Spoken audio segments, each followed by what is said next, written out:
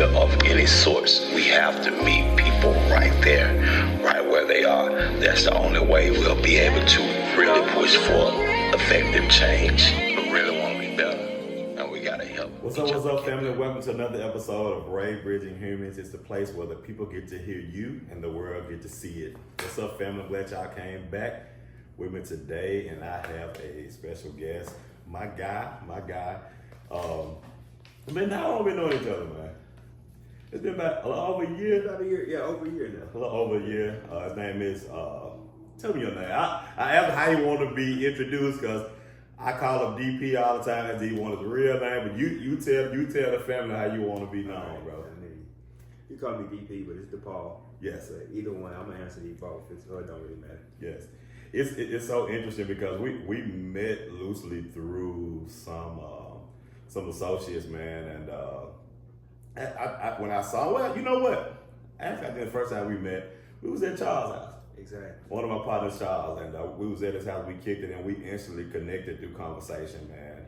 And I'm so big on connection and so big on conversation, and it was just interesting. As he talked, he said a lot, and I saw a whole lot of traits in him that I saw in myself, a younger version of myself. So I always told her, bro, like, you like a younger me. Now y'all see, he got a black beard. His beard all black. My beard gray. Hey, wait till I come that way. It's all good. My beard all gray. But DP, I'm so glad you decided to be on this episode. This is another episode where we're talking about lived experiences, and it's just so important that we get to see everybody's experience. I think certain spaces and certain podcasts is set up only for a certain type of person, but Ray Bridging Humans is literally for the world and the misfits, man. And so we here, man. So I just want to have a conversation with my guy, man. Tell them a little bit about you, man.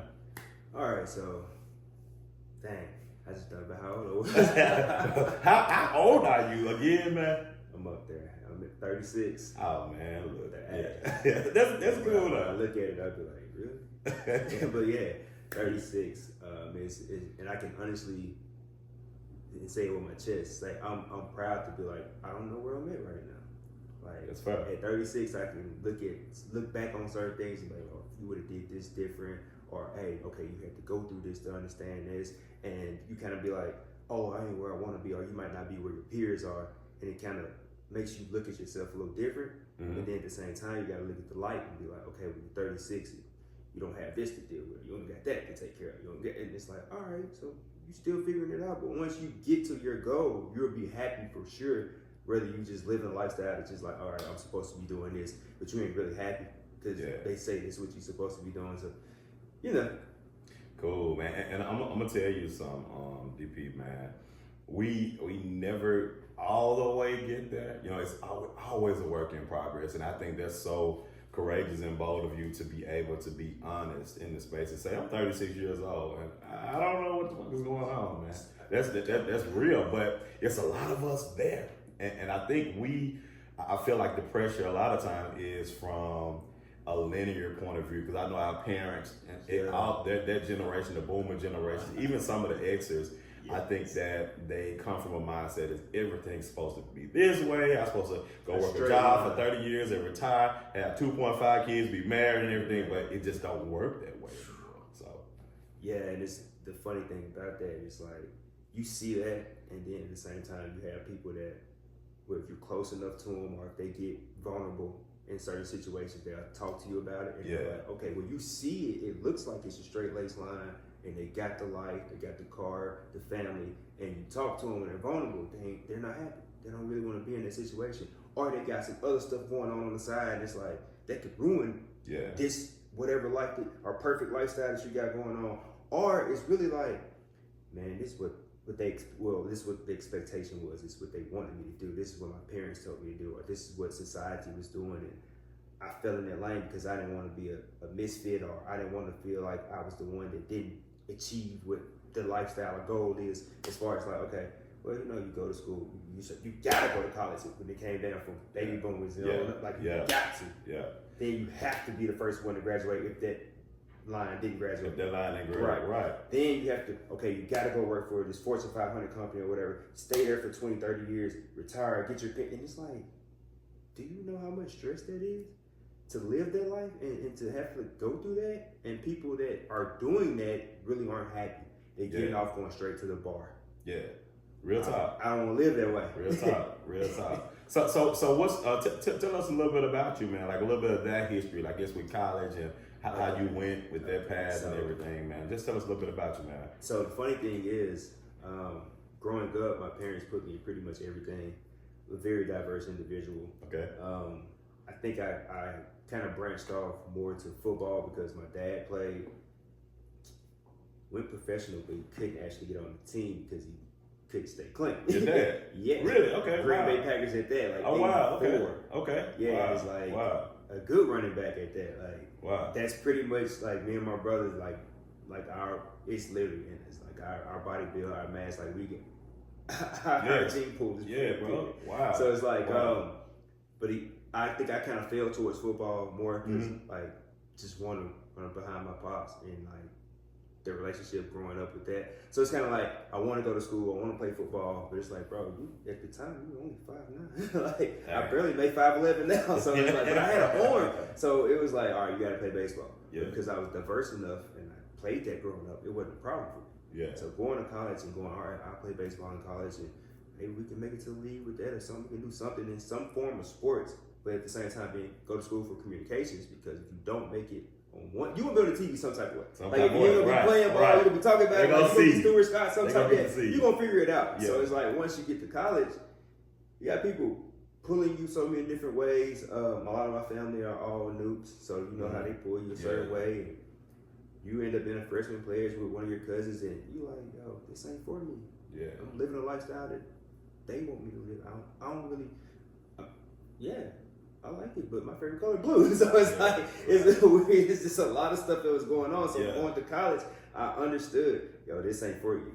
Okay. I found that my freshman year, and even though my mom kept forcing me to go back and keep trying, I say by the time I supposedly junior year, I was out.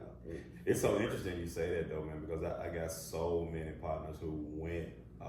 Not that we are knocking college, but I got so many partners that went, bro. And they're not working in the field that they went in, man. So it's like you really wasn't doing what you set out to do, man. So, for instance, perfect example, and it's funny, like, my mom, who was pushing to go to college and do this and do that, you go to school, she gets her degree in human resources, human resource management.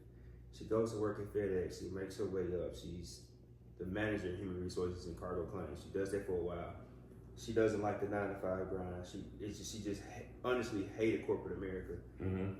She ended up being a school teacher after that. Wow. She got 2 PhDs, one in education, the other one in like business type. And it's like, you could have had, but because your parents are educated, you didn't want to do that at first. Yeah. And then you found out that you really got a love for it, a passion. You want to actually help kids, and then you want to have your time off with your kids when we were still growing up.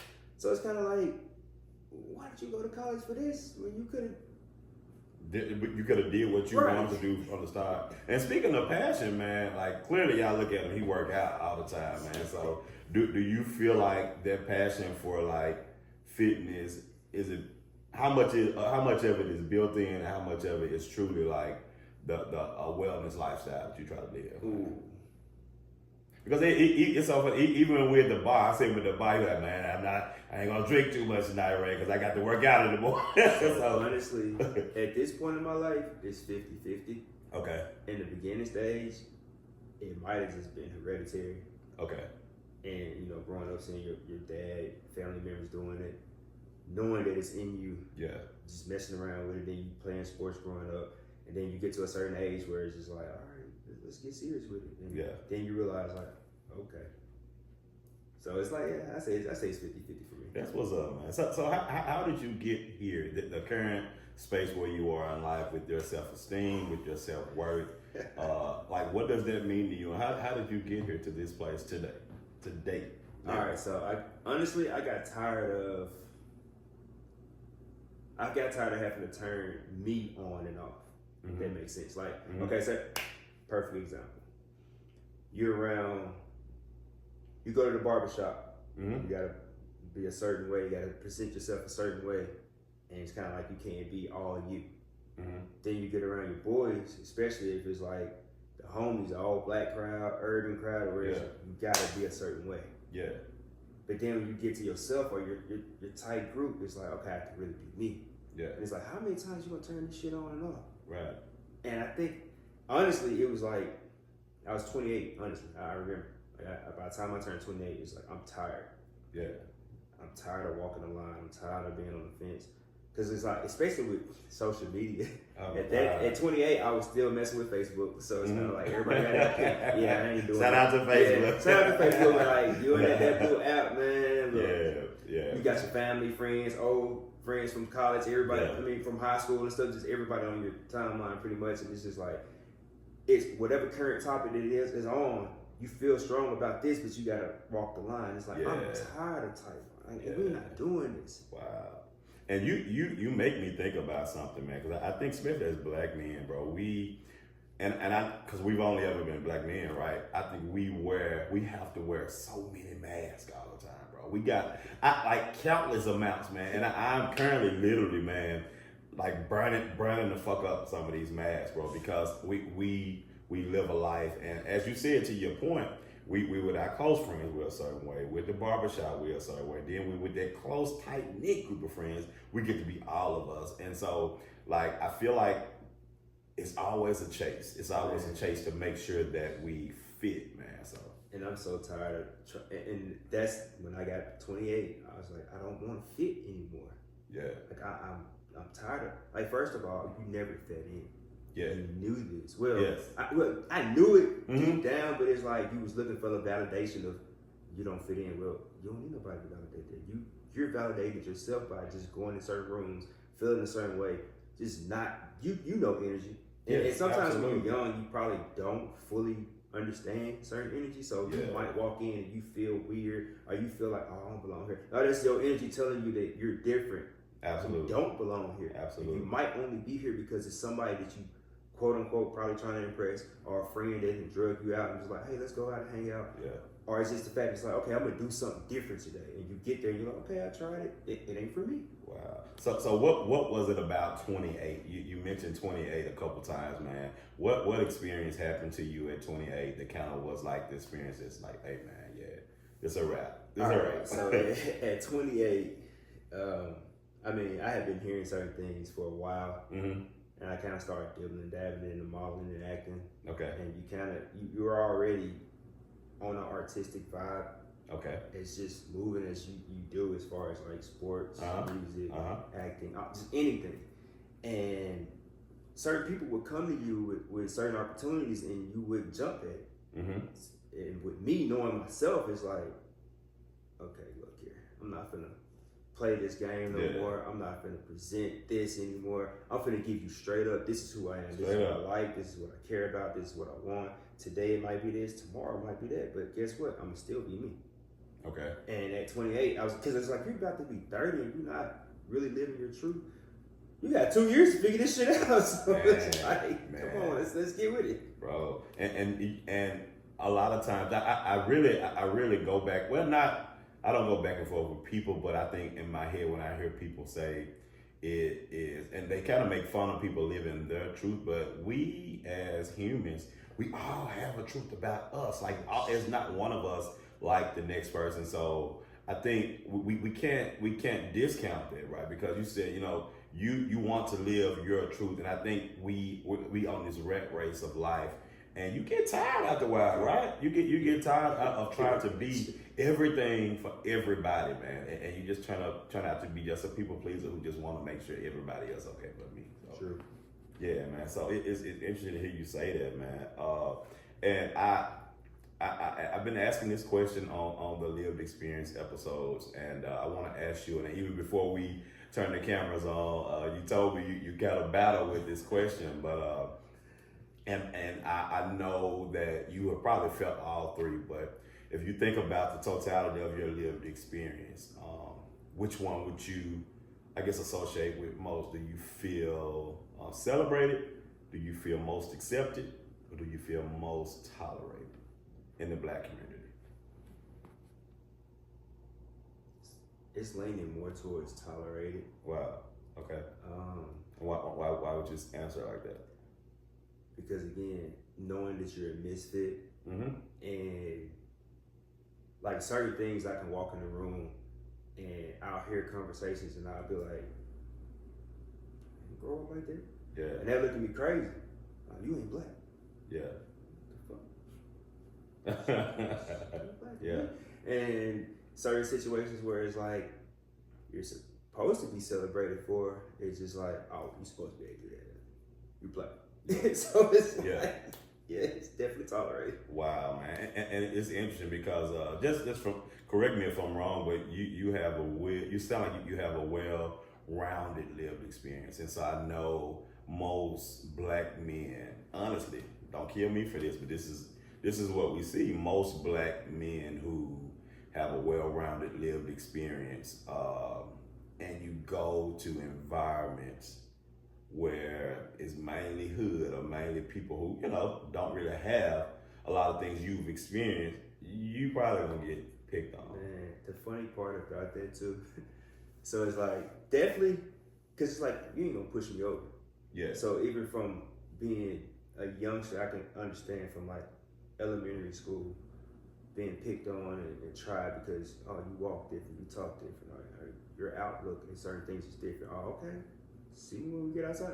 Yeah. And then it's like, oh, okay, What's up? he is too. We gonna square up. He's still black. And it's like, you have to go through that from elementary to middle school to high school to college to now you're an adult, and it's like, you still being tried as, it's funny how like, leading up to this, something different. Okay, we got you good. It's our time. Yeah. It's fun. So I love Issa Rae and Insecure. Okay. But imagine if she did a 180, if it was from a man's perspective, because she always put herself in a box of like she wasn't black enough. Yeah. How they treated her because she was the odd, weird girl. Yeah. Imagine if there was a black. What if it was Carlton? Wow. Like just seriously, and it's like, but he ain't from Bel Air. Wow. Like because and I feel like that. So it's kind of like you get challenged all the time, and it's so weird because it's just like, bro, just let me be me. So even as you say that, and you live that, what emotion came up for you most? Was it like anger? Was it like shame? Like how did you navigate being a young man who had deep lived experiences in certain places, and you came in a certain environment where they did? How did that make you feel? I was definitely more anger in the beginning stages. Wow. It was Okay. like the rage was probably 70% of just straight anger. Yes. And it's dealing with certain insecurities, certain like, okay, you had father figures, but you didn't have your father there. Man. Unfortunately, my situation is a little different. No, I say unfortunately, my mom wouldn't allow my dad to be in my life. Okay. And it's like growing up, I had him the first 3 years. I remember. Till I got 6, it was off and on. So it's like I knew the good, I knew the bad, but I couldn't get it off. Wow. And it's like once he's gone, you kind of dealing with certain things and just kid growing up, black kid growing up without a father, trying to figure it out, authority figures, like all that. So then once you feel like an outcast from your own people, and society is telling you, are you supposed to be this as a black man? So growing up, they kind of pick on you or treat you differently. You're raging already because I ain't got this at home. Wow. So then you doing this to me outside. Oh, I'm got mad now. Wow. So you only get sad when it's like, oh damn, I thought these people really messed with me. Wow. And it's interesting to hear you say that, man. And I hear you, and I think about my story. I didn't have one at all. But just to show how stories can really line up, regardless of if you had a father or not, depending on your circumstance, man. So it's interesting to hear that anger was like a key emotion that you kind of went to and you kind of gravitated to, because I know people didn't understand you. A lot of times when we're angry, what we're saying is, no, you don't understand. You're not like, I'm like you. No, chill out. Come closer to me because you're not seeing me. Right. A lot of times that's what we feel when we feel anger, man. And that's interesting, bro. That's interesting, man. I want to ask you, speaking of misfit, because this is a show for misfits, man. I strategically created. I'm creating a platform for us people who didn't always fit in, people who got picked on, or people who just never all the way fit the mold of what people thought you should be. And so I ask this question to everybody who comes on: what makes you a misfit, or what sets you apart from the crowd, man? You look the bill. You look like you got a whole bunch of friends. You look like you're the popular guy on campus. You look like, bro, all of it. What sets you apart from being like the crowd, man? Because I like some of everything. Okay. Like literally, like that's one of the there's for instance, I'll meet somebody today at the gym, and they'll be like, "What do you listen to?" Now, honestly, it'll be set on something that I'm really listening to, but that asks me like, "What do you like to listen to?" I'm like, "Listen to a little bit of everything." I get to naming things off. Hell, damn, you listen to that? You do it? Yeah. So like being in your society or being around black people, and you know that you look at life a little different than certain people. I mean, yeah, we're gonna agree on a lot of things, but certain things I'm gonna look at it like, yeah. And they're like, "Oh, you ain't black, you don't look at it." So I knew I was different from the beginning. So I want to ask you with that. Did you grow up in the Memphis area? Or you grew up somewhere else? So growing up, I was a military kid. I wasn't born here, but I grew up here. Okay. But my dad's from LA. Okay. And my mom never wanted me to spend my summers here in Memphis. Oh wow. So it was like every summer we're going somewhere different. Like, I mean, even when we're going to summer camp here, we'd be here in summer camp for 2 weeks, then we're gone. Mm-hmm. Come back again, they were gone. And it's just like, mom's just like, "No, you're going to have a life experience," because she grew up like that. Okay. But my grandfather being educated early in the years, and him trying to, they wouldn't let black kids get education back in the South back in the day. So he had to literally pack his family up and go to Arizona. Like, he's going to Albuquerque, New Mexico. He's going to, it's funny, he literally has a minority scholarship in my name in a Ivy League in St. Paul, Minnesota. Wow. How many black people did you know in St. Paul, Minnesota? Like, right. I mean, now but like 20, 30 years ago? Man. So I always had the diversity there. Yeah. And I asked you that question specifically, DP, because, bro, around here, especially in this Bible Belt South, everybody's so used to everybody doing everything the same way. You go the same, you do the same, you walk the same, you talk the same. So when you see someone who is not doing what everybody is doing, it's like, man, what's going on with him, man? So to hear your story, to hear your lived experience, I understand you've been a lot of places, and you probably lived several different places, man, with having a military background, man. So that's really, really interesting, man. So how much of your family is here? Is all your family here now, or? So my brother's abroad. He lived in Australia for like 7 years. Okay. I think now he's in like Bali, something like that. He has dual citizenship from the States and Australia. My grandmother's here, my aunt's here, my mom's here. Outside of that, everybody else is spread out for the most part. Wow, that's interesting, man. And dude, I think one thing that I know we connect on, bro, is I know it's the being well-rounded.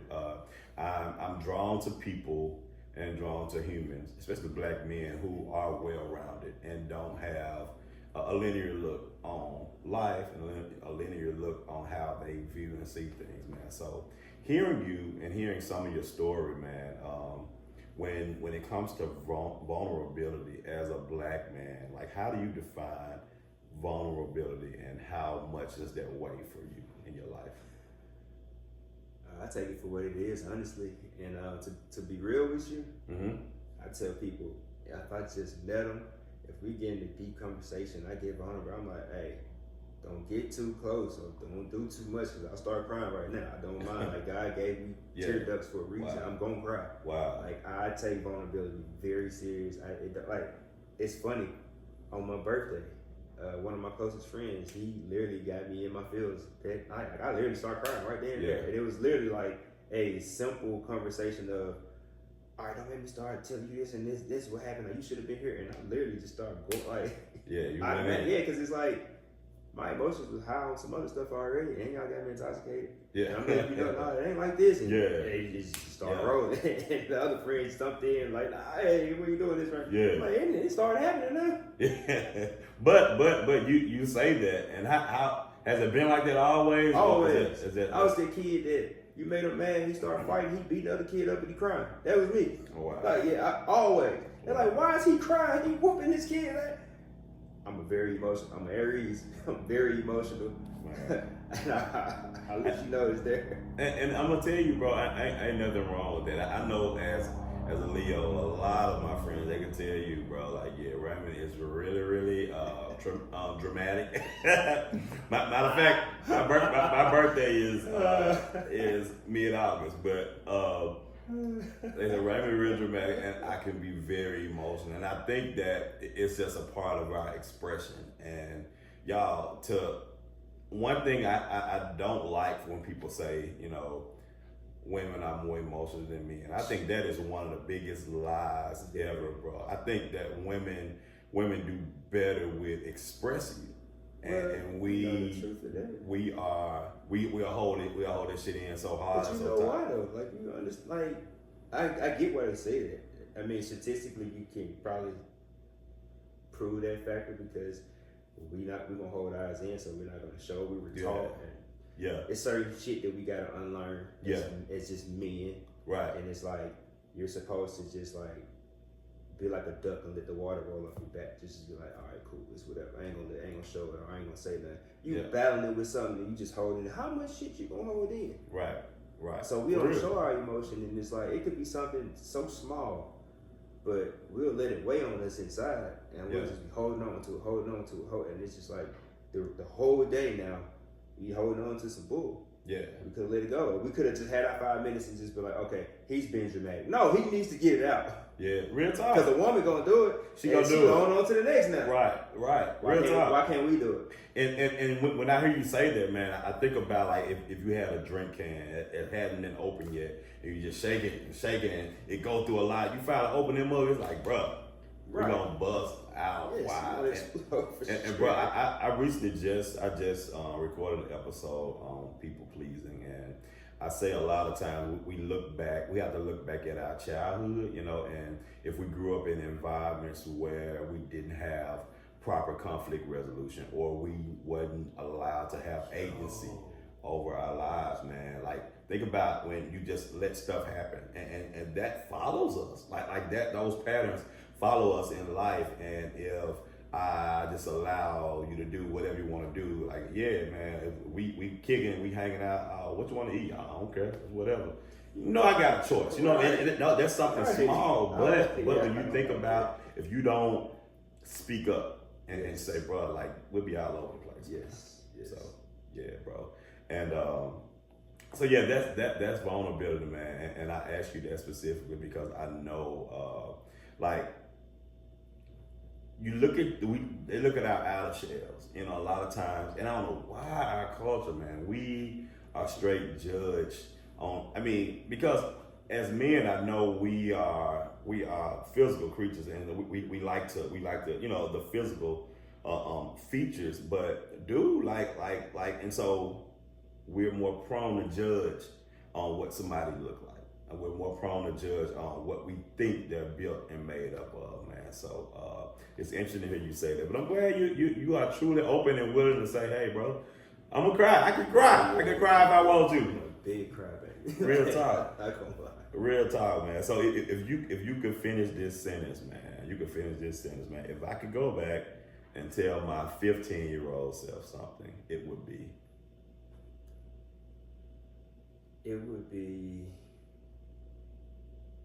Don't second guess yourself and stick with it, whether it's right or wrong. Stick with it because it's a lesson learned. Like, I second guess myself so many times because they told me not to do this, or society said this wasn't right, or my parents said I should go do this, and it's like, no, that ain't what I want.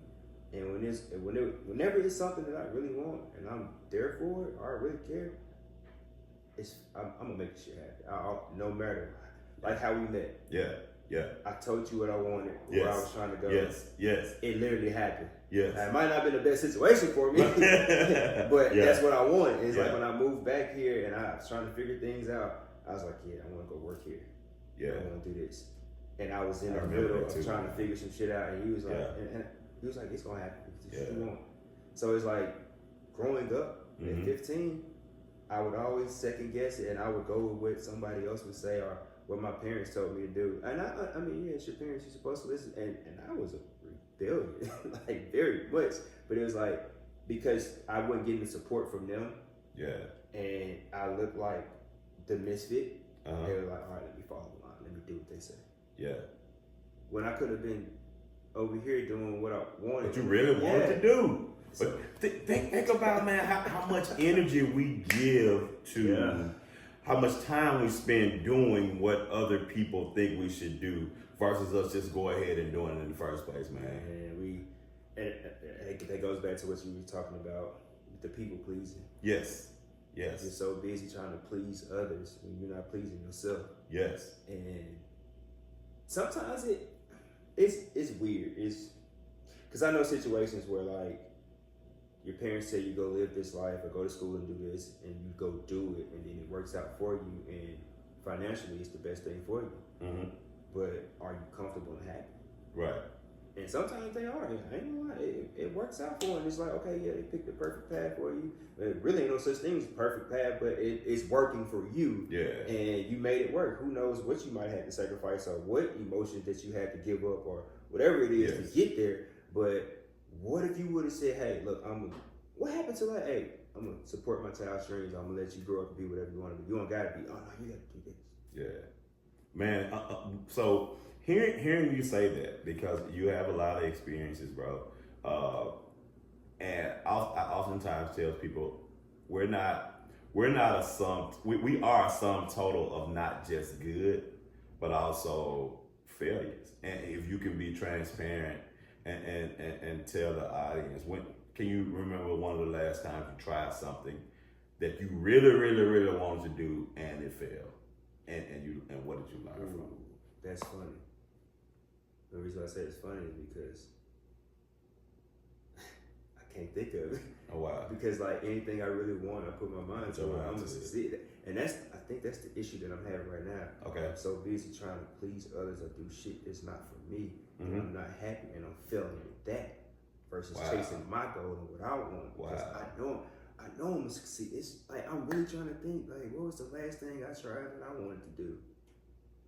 And it didn't work out. Wow, man, you can pause right there for a second, bro. You said a mouthful, man. You said because I can remember. I just remember doing things others want me to do, and not necessarily doing what I want to do, man. And that speaks to so many of us, man. It speaks to so many of us, and that's why, like, I push self-awareness now, man. It is so important, and we know what the hell is going on with us, man.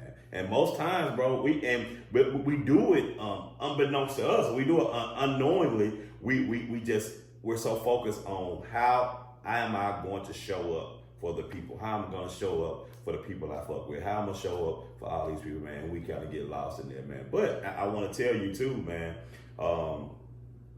One thing I just recently I learned a big lesson in courage, man.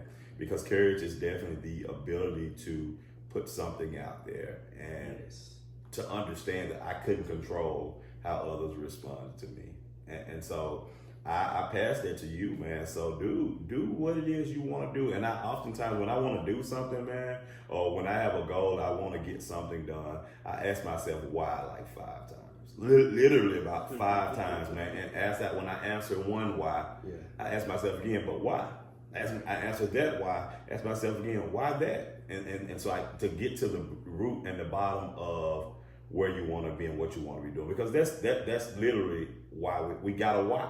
Why you're here, why you even allowed to be here in this space, in this earth, in this time, man. You got a why, man. So that's interesting to hear you say, man. But do you have anything coming up, any goals you got, you working on, anything that you care to express, man?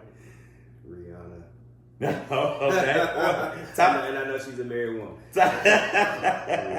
said that thing, so the first thing that clicked, Yeah, Riri. She can't just only have her husband as the only model on 50 Savage. That's all I'm gonna say. Yeah. So yeah. Yeah. I'm coming for you, Riri. Like, He coming for you, Reed. He coming for you, Reed. So what with Molly, where are you with that, man? I see, listen, if y'all follow this cat, I'm gonna let him shout out his social media if he desire to, but y'all see this cat on social media, look, he be getting it. He be getting it, man. So honestly right now, it's funny. That's the reason why that's funny right now is because how much do you value yourself? Do you want to sell out? Wow. And what's working for you? Because Wow. I could easily be somewhere right now. Wow. On a different level. Mm-hmm. But the way my mind works and my morals is like, nigga, you ain't earned it. Wow. Or, okay, you sold out, now you got it. But are you happy because you ain't you? Wow. And then the other one is, man, we're gonna go your path, trust in God, do whatever is best for you.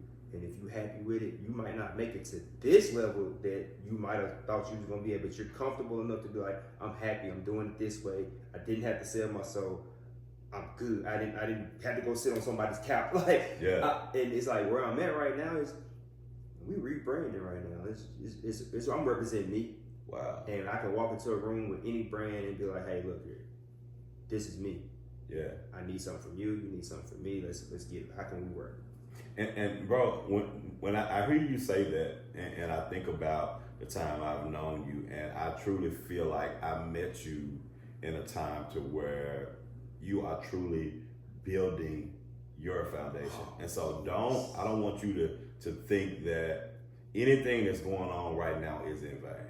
DP, nothing that you're dealing with and going through right now is in vain, man. And a lot of times our foundation is built up from murky shit. It's built up from good shit. It's built up from things that we literally cannot control. But God, the Creator, He has a way of allowing us to experience certain things, man, to get us certain places. And you are great. You're phenomenal, man. Like, bro, and I got 2 memberships. I got a membership at East Porter, and I got a membership at Crunch. And man, I come to Crunch, man, I see this man, I'm like, man, let me get my arms looking like that. but not for real, man. You have purpose, man, and I love your journey from when I first met you, and you had the thing going on with the job, even until now, for you to be figuring it out. I think your story and your life is a testament that we're always gonna be figuring this shit out, man.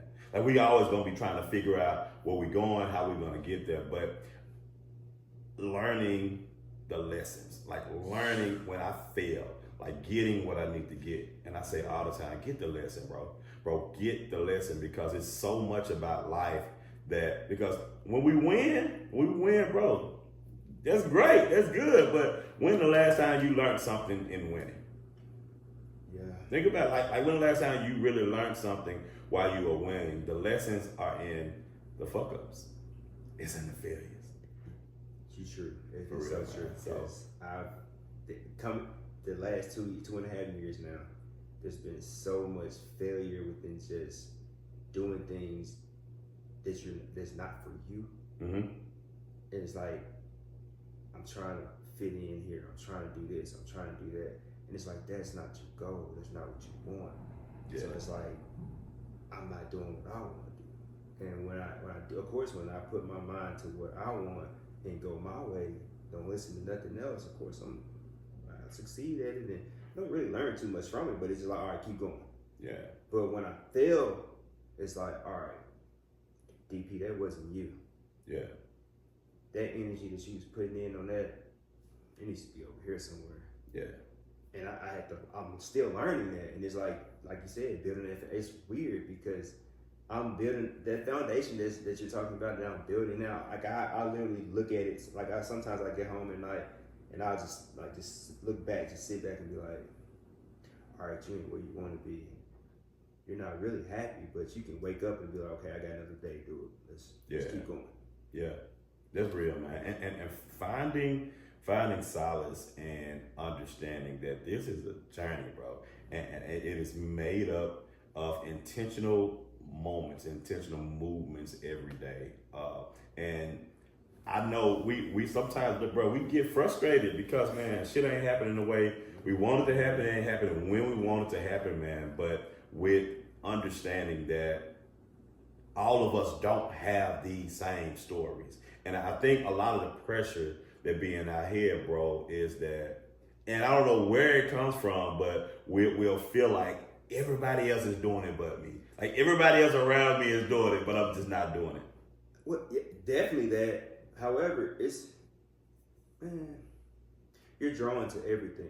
Anything that you speak up, like if you think it, it'll sit on you for a while. Absolutely. But if you speak it, you're gonna see it. It's gonna be drawn to you. Absolutely. So it's kind of like if you speak success, you speak certain things, you get around it, you see it. Yeah. It's like for instance, if you don't want to be shit, you're gonna be around a lot of people that ain't got shit going on. Yeah. But if you want something out of life, you're gonna be around a lot of people that's successful. Yeah. Are quote unquote doing better than you are. Looks like it from the outside. So when you're around that, you will look around and be like, damn, man, am I not doing something right? Like, damn, Right. how do I get? It's like, no, you can't get like them. Yeah. Because that's for them. Mm-hmm. However, you can pick their brain. Yes. Okay, how do I do this? Or hey, can you hook me up with this as far as networking this? Or not give me something, but like, hey, who do you know in this? Okay, yeah, I need to talk to them. Or Yes. hey, I'm Yes. trying to do this, and this. How do I get certified in this? Or do you know the person?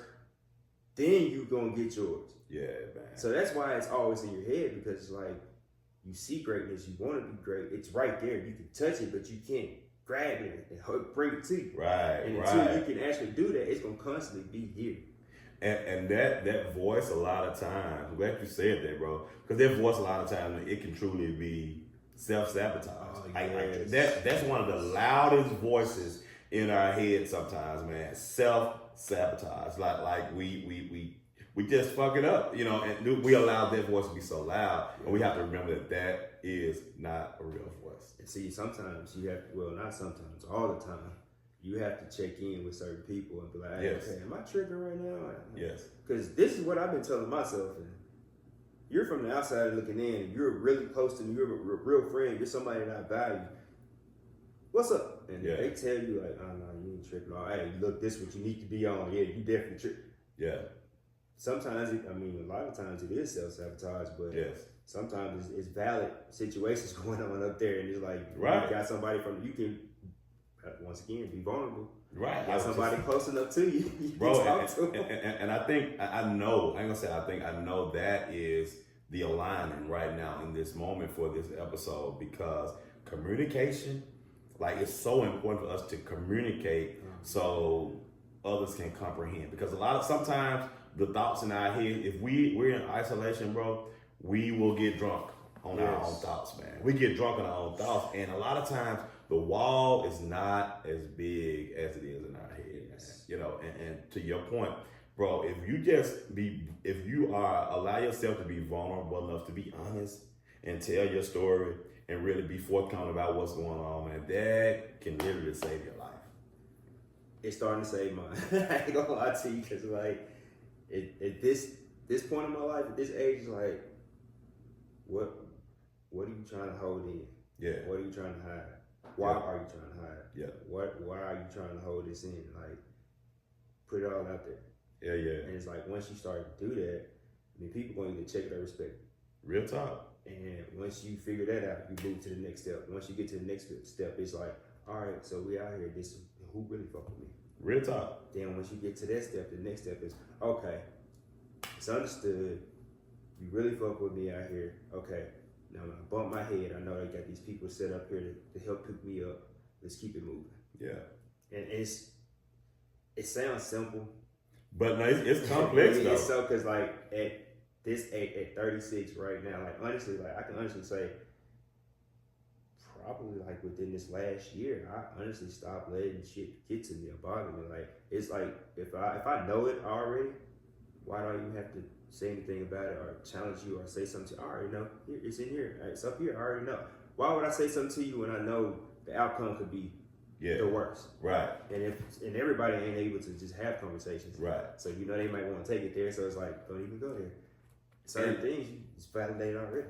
And bro, you say that, and I think about really the definition of deep character It's to have the ability to know and understand and be able to emotionally understand that somebody thinks totally opposite from that, and I have to be okay with it. I just have to be okay with it, man. I think we don't have enough tough conversations. A lot of times we get stuck on if we feel like we agree with someone, we don't. And so we get stuck there and we don't allow the nuance to help us grow. But I feel like diversity and being well-rounded really helps push us forward as a community, man.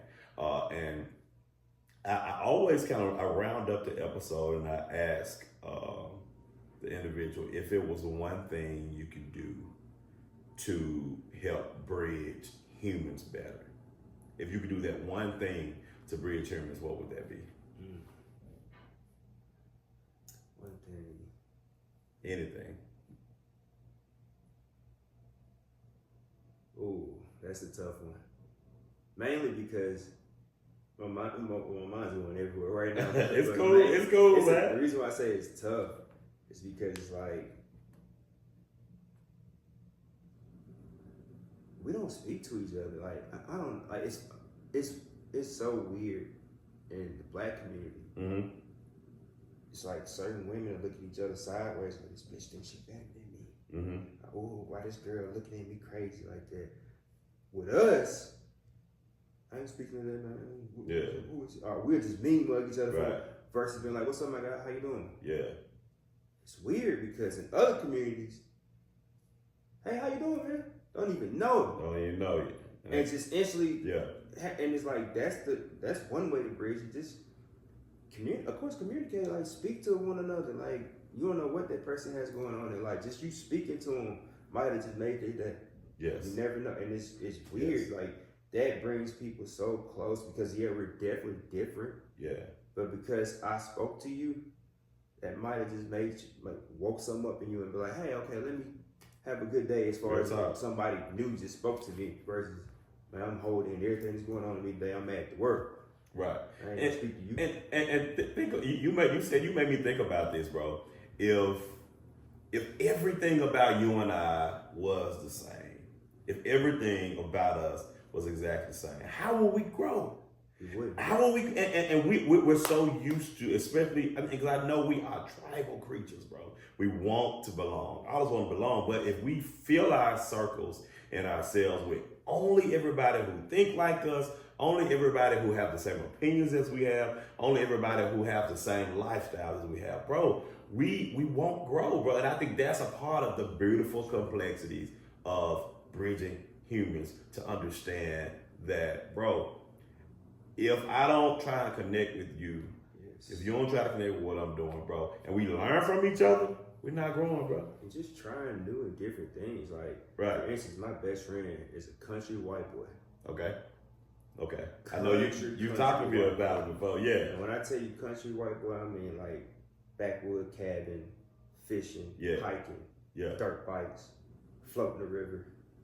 And you don't ride bikes, but you looking at my bike and say, you don't ride bikes. He loves it. Yeah. And me, I'm a city boy. I want to be inside. I don't care about all that. I want the nightlife. I'm good. Yeah. He don't rock with that. However, we can coexist because he'll show me some country stuff. I show him some city. And like, hey, let's get outside. Let's go do this. Yeah. And it matches because we're totally different, but we find liking in what each other are into. And now I find myself, like for instance, certain times of the year, I want to go to the cabin. Yeah. I want to go float the river. Yeah. I want to be outside. Yeah. I had to learn it from him though, because at first I'm doing this.